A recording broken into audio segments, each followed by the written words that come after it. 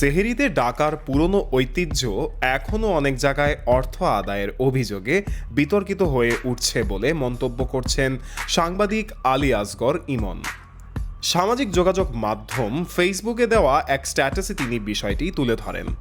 স্ট্যাটাসে তিনি লিখেছেন, একসময় গ্রামগঞ্জে মসজিদ দূরে থাকায় সাহরির সময় হামনাদ গেয়ে মানুষকে ঘুম থেকে ডাকার একটি সুন্দর রেওয়াজ ছিল। তখন এটি ছিল স্বেচ্ছাসেবামূলক ও সোয়াবের আশায় করা একটি কাজ।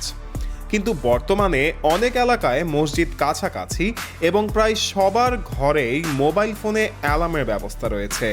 তারপরও কেউ যদি সোয়াবের আশায় মানুষকে সেহরিতে ডাকেন, সেটি অবশ্যই ভালো উদ্যোগ বলেও উল্লেখ করেন তিনি। তবে রাজধানীর মোহাম্মদপুর এলাকায় সেহরিতে ডাকার নামে প্রতি বিল্ডিংয়ে প্রতিটি ফ্ল্যাট থেকে 200 থেকে 300 টাকা করে নেওয়ার অভিযোগ তুলেছেন তিনি। স্থানীয় এক দারোয়ানের বরাতে তিনি বলেন, টাকা না দিলে ঝামেলার আশঙ্কাও থাকে।